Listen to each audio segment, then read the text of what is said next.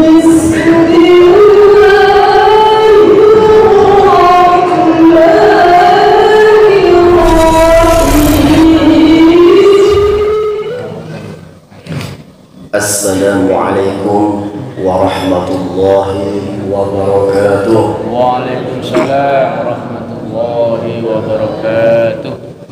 Bismillahirrahmanirrahim. Alhamdulillahi rabbil alamin. Wassalatu wassalamu ala ashrafil anbiya'i wal mursalin wa ala alihi wa sahbihi ajma'in.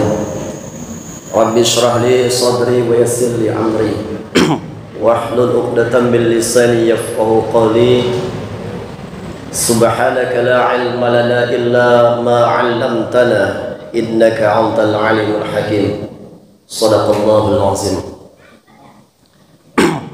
Segenap pegawai syara Masjid Al-Ikhlas, Masjid Al-Ihsan yang saya muliakan, Pak Imam, Khatib Bilal, Mudim, kemudian seluruh orang tua kami, para jemaah Masjid Al-Ihsan Kelurahan Rengas Condong, bapak-bapak, ibu-ibu, hadirin wal hadirat rahimakumullah. Pertama dan paling utama, puji syukur kepada Allah Subhanahu wa taala. Tak bosan-bosan bagi kita untuk senantiasa mengucapkan syukur kepada Allah atas nikmat yang Allah berikan kepada kita sampai detik ini. Mulai kita bangun tidur, kita diberikan Allah nikmat untuk hidup kembali.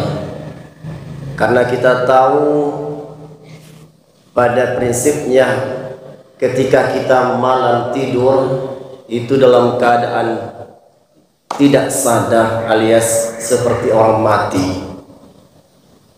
Sebagaimana doa kita setelah kita bangun tidur, alhamdulillahilladzi ahyana ba'dama amatana wa ilaihin nusyur.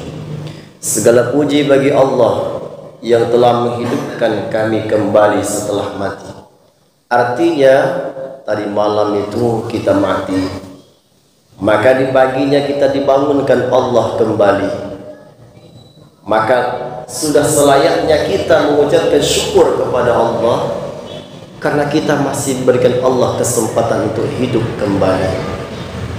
Maka tidak sedikit Bapak Ibu, para jemaah, saudara-saudara kita yang mereka tidur di malam itu dan sudah berangan mempunyai cita-cita yang luar biasa untuk esok harinya, tapi karena kehendak Allah yang berbeda dengan kehendak manusia, di malam itu juga Allah cabut nyawanya, sehingga besok pagi dia tidak bisa melakukan apa rencana yang dia inginkan. Maka dari itu sudah sepatut dan sepantasnya bagi kita ketika bangun tidur kita mengucapkan doa, alhamdulillahilladzi ahyana ba'dama amatana wa ilaihin nusyur. Ibu-ibu kalau bangun tidur baca doa ada? Atau nengok HP dulu? Kalau bapak, saya yakinlah baca doa dulu Pak ya. Ada saudara kita itu bangun tidur HP dulu, sebelum tidur HP dulu. Kita sudah dihadapi dengan zaman yang luar biasa, sehingga dengan kemajuan teknologi ini sedikit mengiring kita kepada mulai jauh daripada aturan-aturan adab-adab yang telah diajarkan oleh baginda Nabi kita Muhammad sallallahu alaihi wasallam. Sepatutnya bagi kita sebelum kita tidur itu kita melakukan sekalian adab-adab yang diajarkan oleh Rasulullah. Kita dianjurkan untuk bersuci. Artinya sebelum kita tidur kita berwudu terlebih dahulu. Kita dianjurkan untuk sedikit membaca ayat-ayat yang telah diajarkan oleh baginda Rasulullah. Membaca suratul Ikhlas, surah An-Nas, Al-Falaq, ibu ya. kemudian ditiupkan ke telapak tangan, kemudian diusapkan dari ujung kepala sampailah ke ujung kaki, diratakan badan kita. Maka itu yang diajarkan oleh baginda kita. Loh, sekarang dengan kemajuan zaman ini, mungkin kalau orang-orang tua seumur kita masih kita melakukan itu, anak-anak kita, generasi ke depan, ini yang patut kita khawatirkan. Maka dari itu, ini tugas besar bagi kita, seorang orang tua yang mempunyai peran aktif dalam membimbing dan mengajarkan anak-anak kita, generasi Islam ke depan. Jangan sampai mereka larut dalam kemajuan zaman sehingga mereka tidak tahu lagi mana adab-adab yang mesti mereka lakukan. Bapak Ibu, para jamaah rahimakumullah, syukur alhamdulillah, salawat dan salam tercurah untuk Nabi kita Muhammad SAW. Allahumma salli ala Sayyidina Muhammad wa ala ali Sayyidina Muhammad. Kita salawat saja Bu ya, supaya kita nanti mendapatkan syafaat di hari kiamat. Amin ya rabbal alamin. Karena kata Nabi kita, man shalla alayya kuntu syafi'an yaumal qiyamah.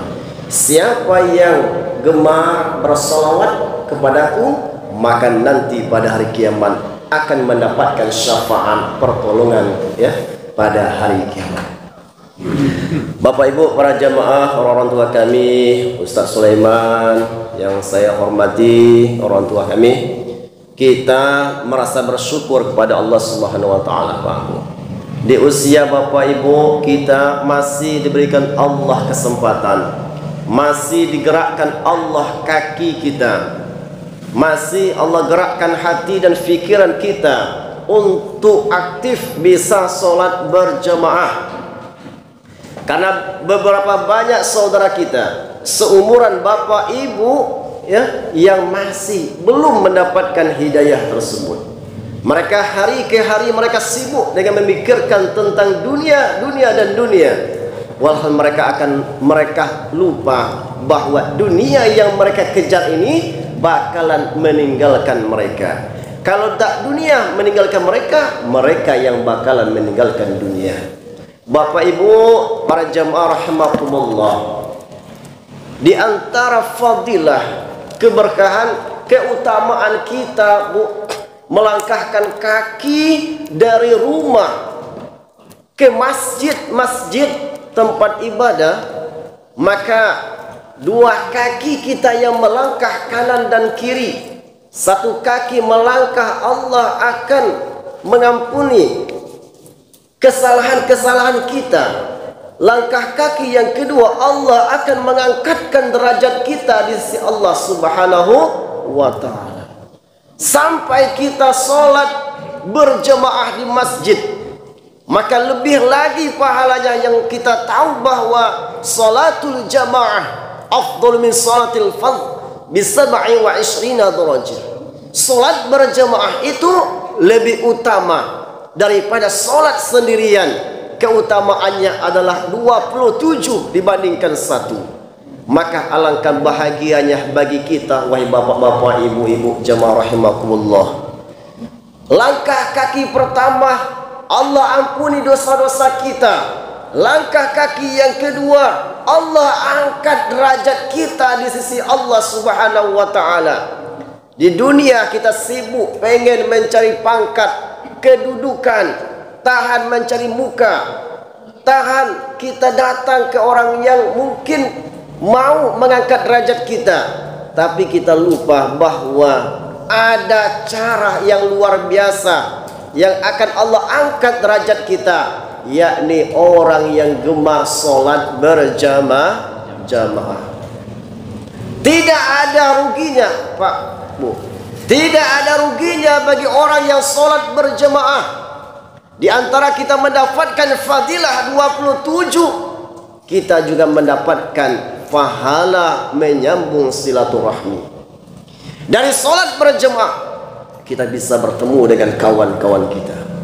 Mungkin jika kita tidak sholat berjemaah, belum tentu kita bisa ketemu dengan sahabat, saudara-saudara kita.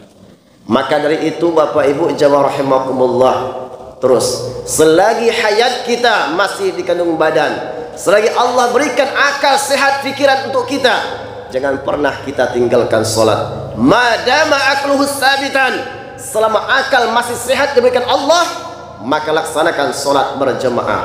Insya Allah Allah akan menjamin hidup kita. Amin. Hadirin Bapak Ibu jamaah rahimakumullah,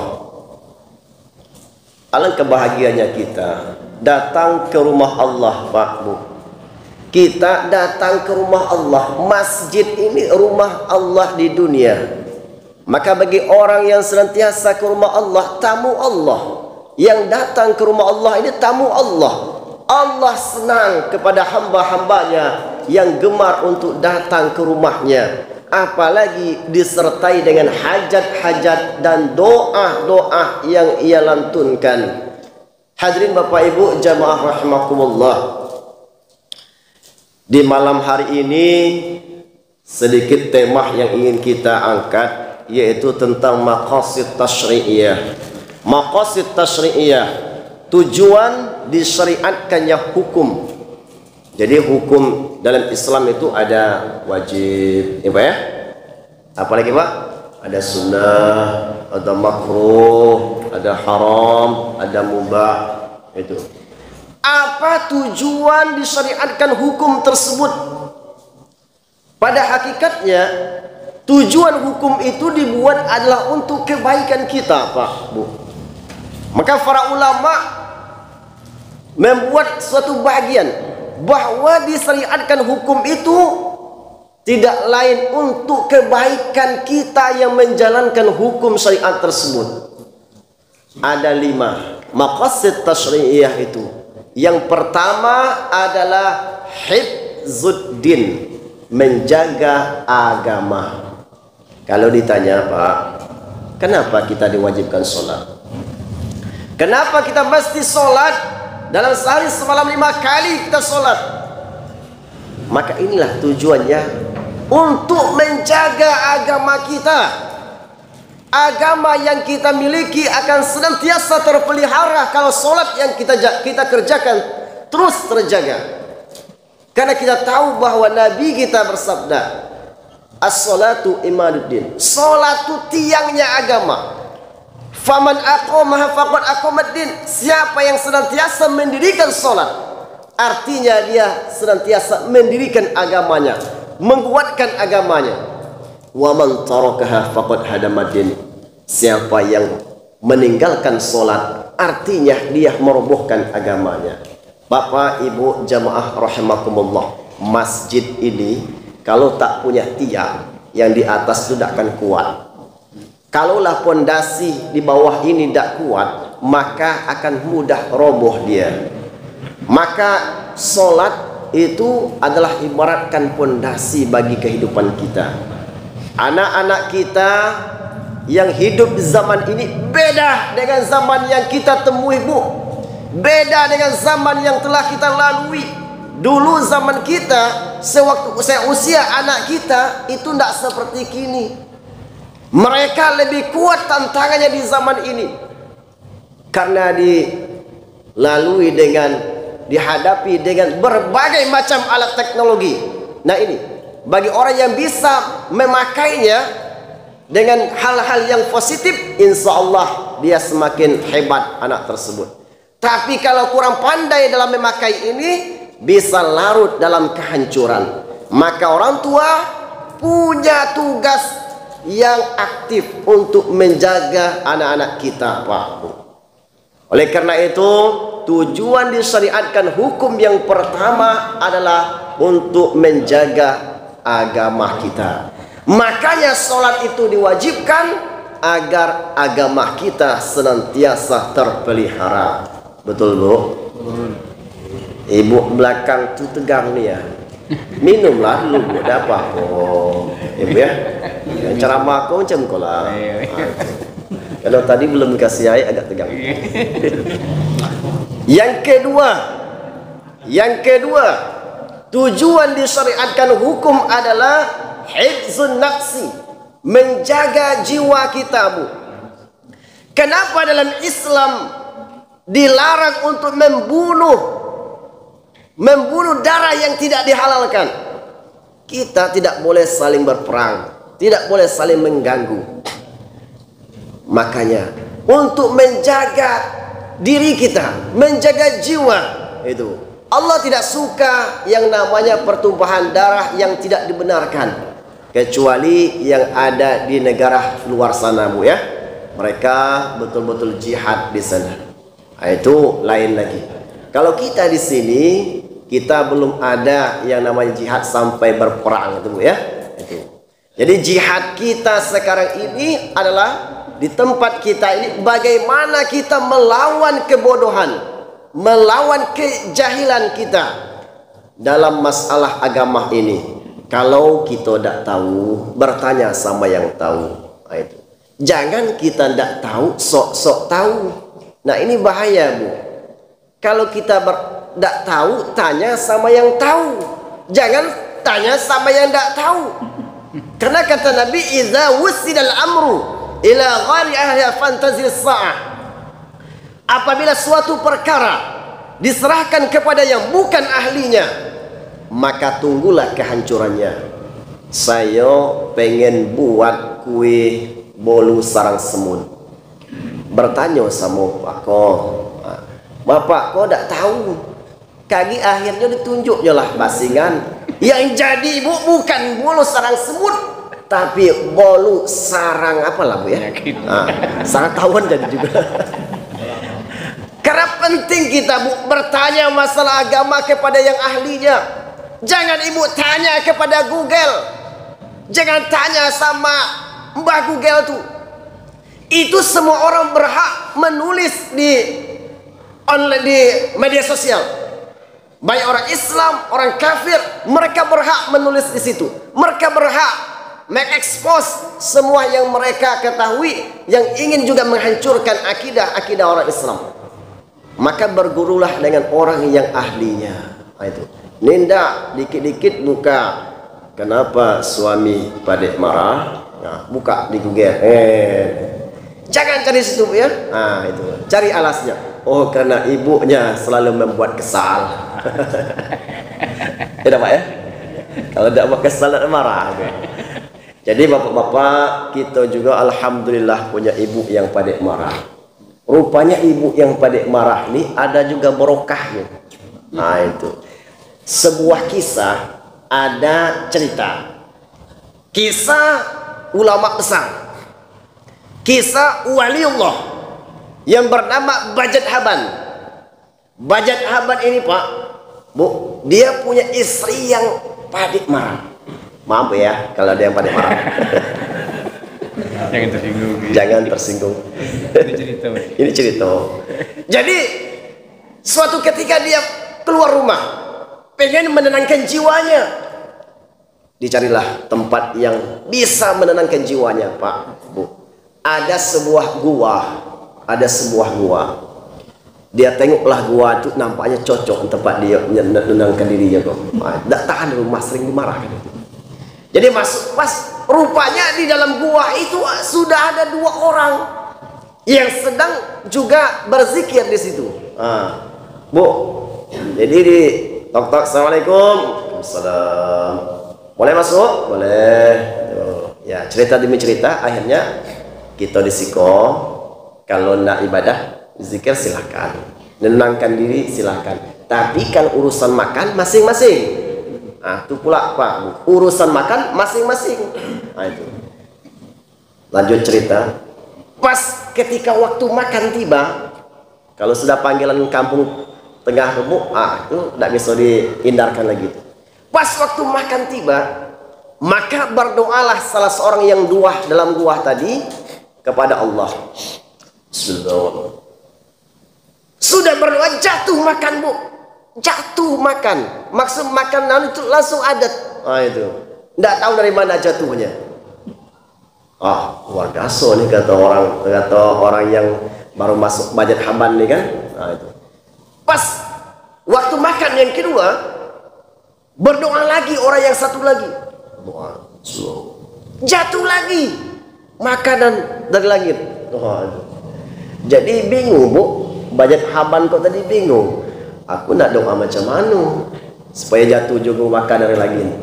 Akhirnya dia berdoa bu, ya Allah Tuhanku, barakah karomah daripada tawasul yang ditawasulkan orang berdua kau tadi, ya Allah, berilah kami makan. Jatuh sekali tiga pak. Sekali tiga jatuh. Kalau orang tadi cuma sekok lampan jatuh, nyok tiga lampan sekaligus jatuh.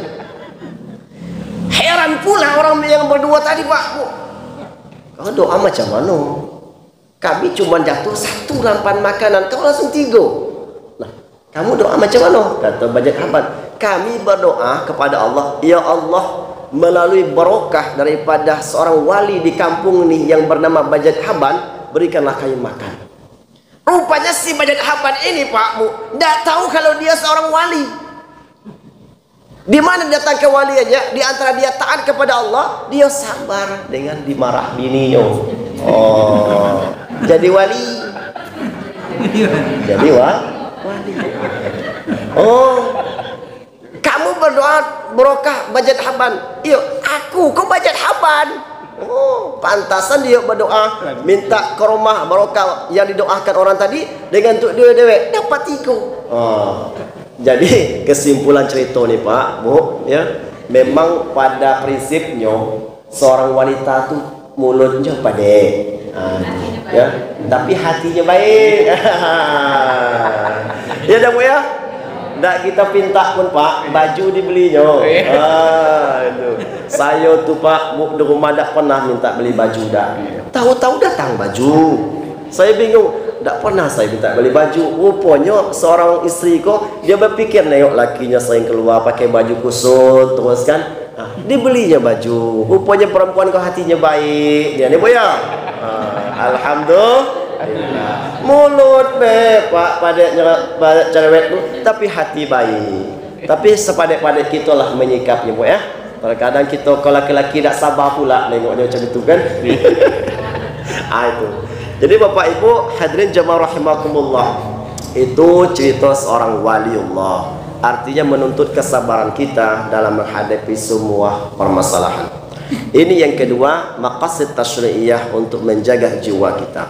Yang ketiga, hifzul mal, menjaga harta gitu Pak.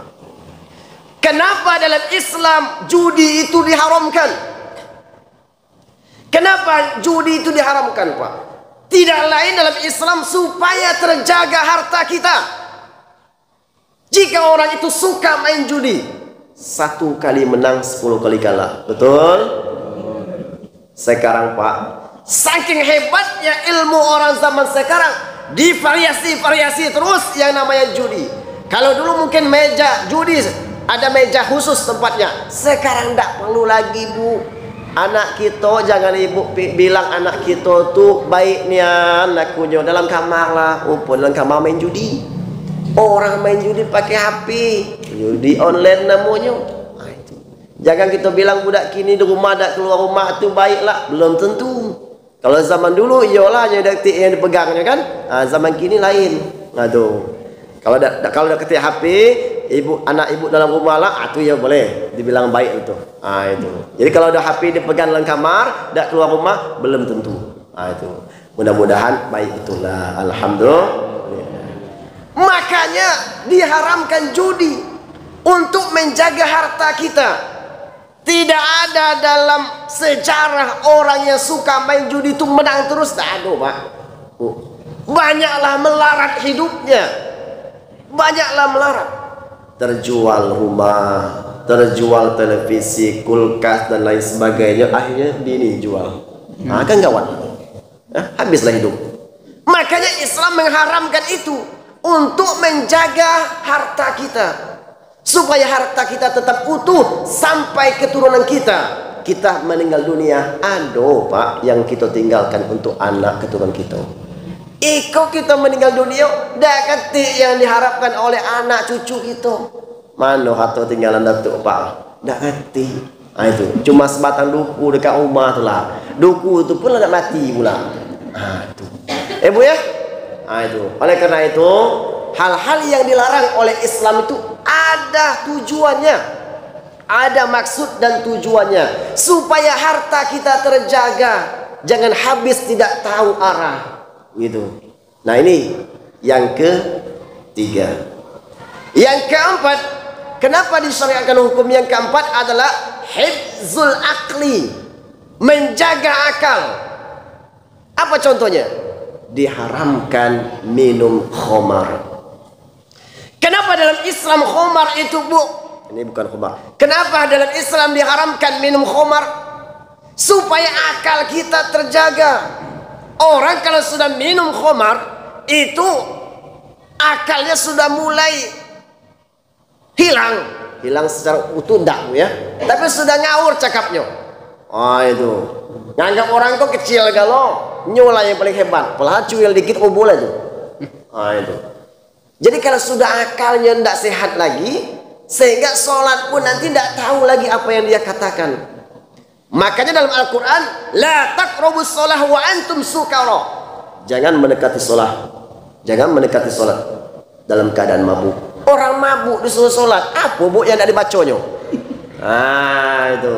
Oleh karena itu disyariatkan hukum, ya, diharamkannya, ya, itu khamar untuk menjaga akal kita.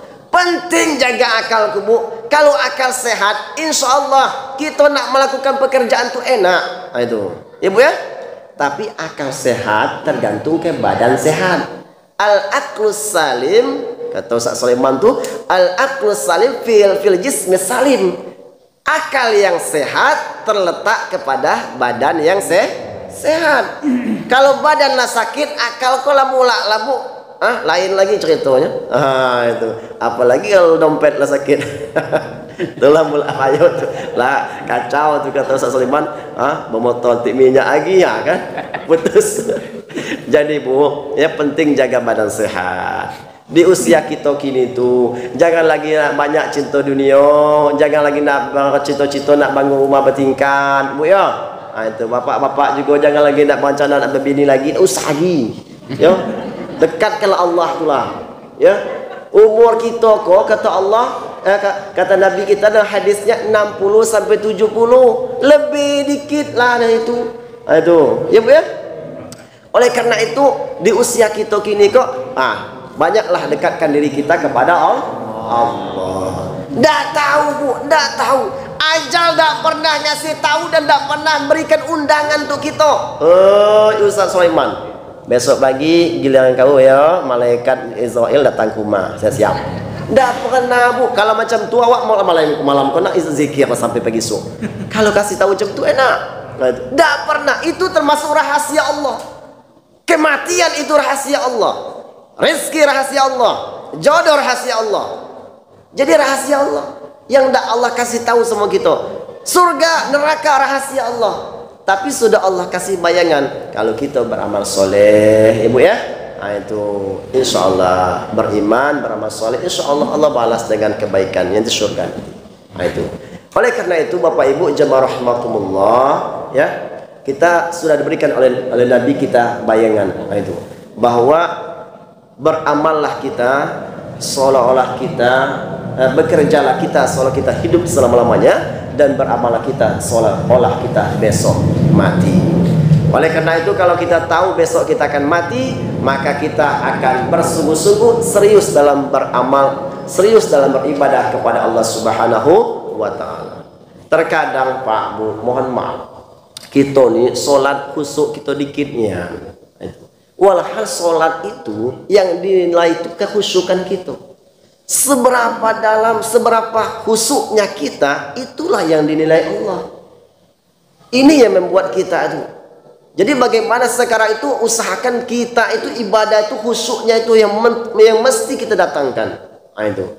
Belajar sedikit demi sedikit supaya ibadah sholat kita itu mendatangkan kekhusyukan. Insya Allah kalau sholat kita itu khusyuk, nanti akan berbuah, akan menghasilkan, berefek kepada tingkah laku dan akhlak kita.